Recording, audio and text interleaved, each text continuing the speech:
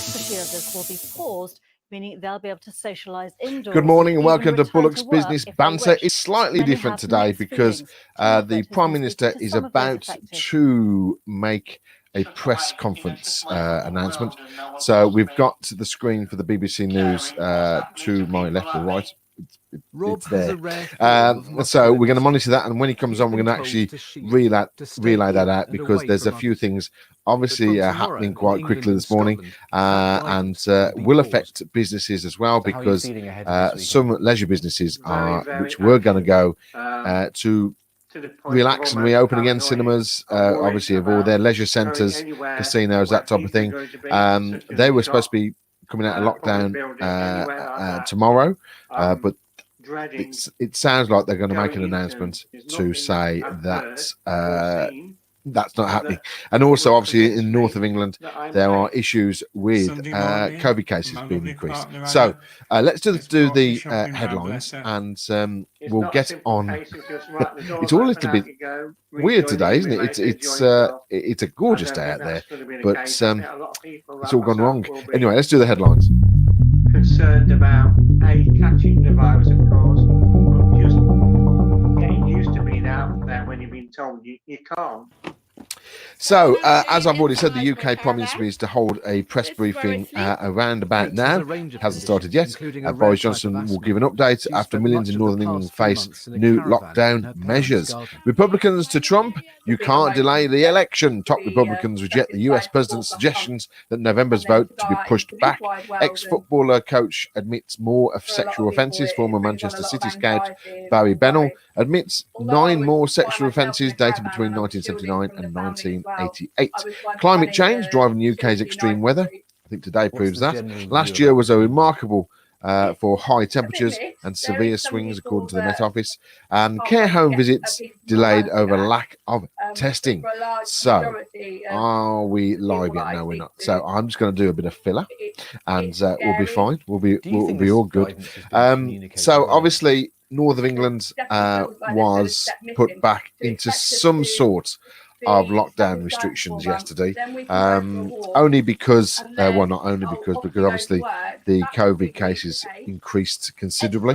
We are now in a certain situation where Greater Manchester and outside that area, Lancashire as well, you are not allowed to visit other people's houses.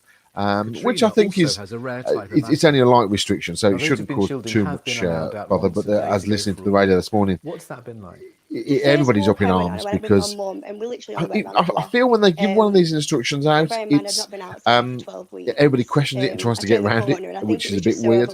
But there was somebody on the radio this morning that said that her dad, who lives in another house, owns a pub, so she can go to the pub to see her dad, but she can't go around to his house. And I do love the way they find this stuff out. It's just little bits of detail that people try to squirm their way through and try and twist it around. It's quite clear.